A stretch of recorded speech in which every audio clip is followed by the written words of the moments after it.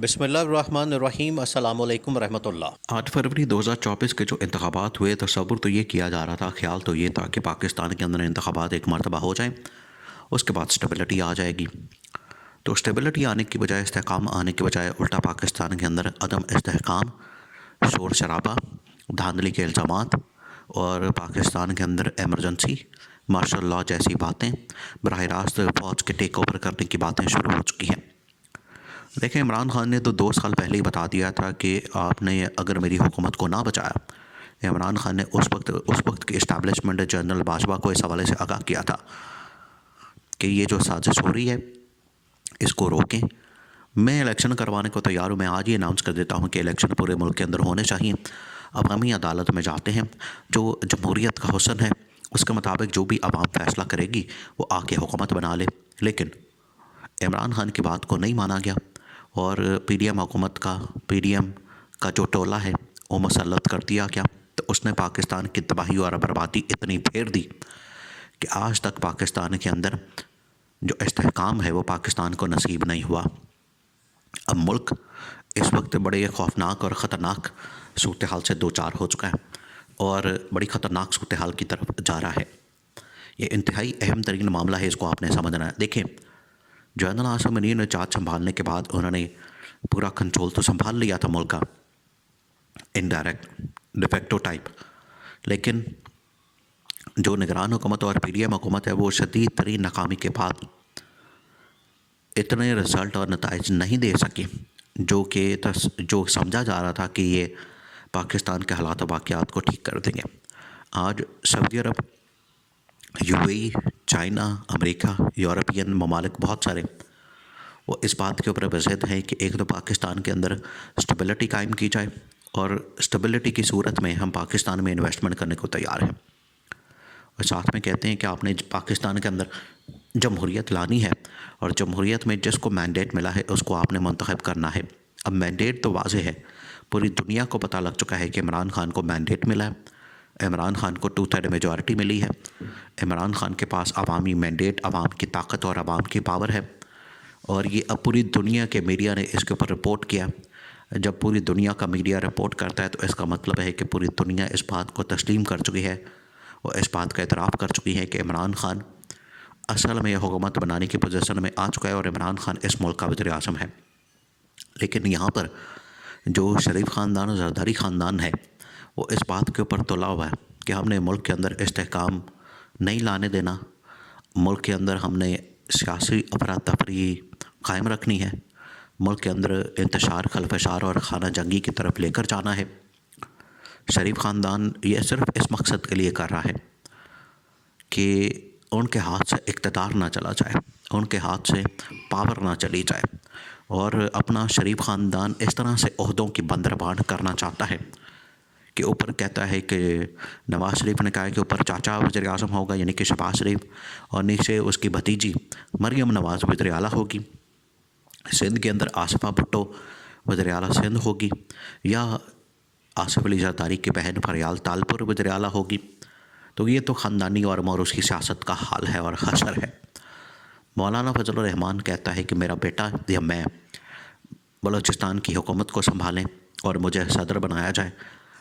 आप अंदाज़ा करेंगे ये लोग अपनी इक़्तिदार की जो हवस है उसकी वजह से इनकी आंखें बंद हो गई, इनके दिमाग बंद हो गए और मुल्क का इन लोगों ने बेड़ा गर्क करके रख दिया इनके इक़्तिदार की इस हवस और लालच ने। इस वजह से जनरल आसिम मुनीर के पास इस वक्त ऑप्शन कोई नहीं बची। वो मुल्क को ठीक करना चाहते हैं, इस्टेब्लिशमेंट मुल्क को इस बहरान से निकालना चाहती है, इन मसाइल से निकालना चाहती है, यहाँ से निकाल कर मुल्क को बेहतरी की जानिब ले जाना चाहते हैं। लेकिन मुल्क के अंदर ये जो सूरत हाल पैदा हो चुकी है, अब इसमें बराह रास्त 2-3 ऑप्शन को डिस्कस किया जा रहा है। अब इमरान खान ने जो इल्ज़ामात लगाए धांधली के, उसके ऊपर अब जो मोहर लगाई है और बाकायदा एक गवाही बहुत बड़ी सामने आई है, वो कमिश्नर रावलपिंडी लियाकत चट्टा की है। अब कमिश्नर रावलपिंडी एक बहुत बड़ा ओहदेदार होता है, बहुत बड़ा, जो रियासती और इंतज़ामी हुकूमती मशीनरी है उसमें देखा जाए तो कमिश्नर एक बहुत बड़ा ओहदेदार है। उसका जो बयान है उसके नीचे पूरी की पूरी पिंडी डिवीज़न आती है। ये लोग बातें करते फिर रहे हैं कि उसके पास कोई इख्तियार नहीं, उसके पास कोई पावर नहीं हो, या उसके पास कोई राइट नहीं, या वो इंतखाबात को कैसे मैनेज कर सकता है। जो भी डिवीज़न का कमिश्नर होता है, पूरी की पूरी डिवीज़न, जिसमें तकरीबन कोई जो बड़ी डिवीज़न है जिस तरह से लाहौर है या पिंडी है या कराची है, उनके अंदर 14-15 हल्के आते हैं कौमी असम्बली के, जिनको बराह रास्त वो लुक आफ्टर करता है। पूरा का पूरा जो नीचे इंतज़ामिया का अमला है वो कमिश्नर को रिपोर्ट करता है, कमिश्नर के मातहत होता है, कमिश्नर के नीचे होता है। तो ये कैसे हो सकता है? इमरान खान तो ये इन तमाम चीज़ों को पहले ही एक्सपोज कर चुका है। इमरान खान तो बता चुका है, पीटीआई ने पूरी जो इस हवाले से धांधली के हवाले से जितने शवाहिद और सबूत और एविडेंस है वो पूरी दुनिया के सामने रख दिया है, बता दिया है कि किस तरीके से यहाँ पर धांधली की गई है, किस तरीके से यहाँ पर मैंडेट को चोरी किया गया है। मैंडेट को चोरी करके इन्होंने मुल्क के अंदर तबाही और बर्बादी फेर दी है। अब 2-3 ऑप्शन रह गए हैं फिर इस इस्टेब्लिशमेंट के पास। उन्होंने कन्वे भी कर दिया नून लीग और पीपल्स पार्टी को।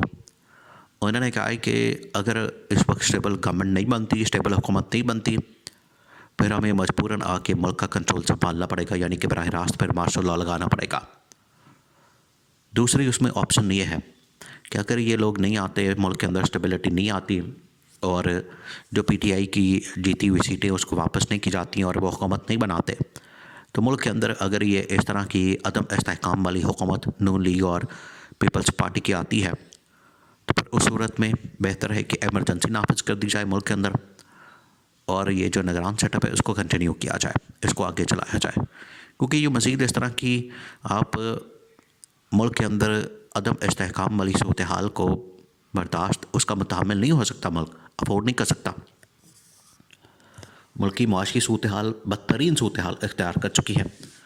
मुल्क के अंदर महंगाई, बेरोज़गारी, गुरबत और चीज़ों की कीमतें आसमान पर पहुंची हुई हैं, लोगों की चीखें निकल रही हैं और आगे बजट आना है और बजट से पहले आपने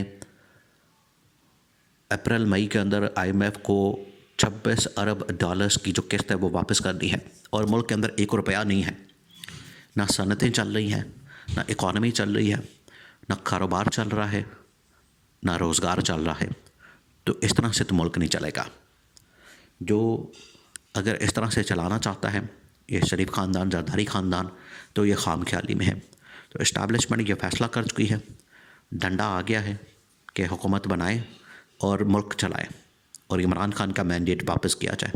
अगर ये नहीं होता तो मार्शल लॉ, एमरजेंसी और निगरान सेटअप की ऑप्शन जो है वो टेबल पर रख दी गई है और तमाम पॉलिटिकल पार्टीज़ और तमाम स्टेक होल्डर्स को इस हवाले से बड़ी दो टोक अंदाज में बता दिया गया है।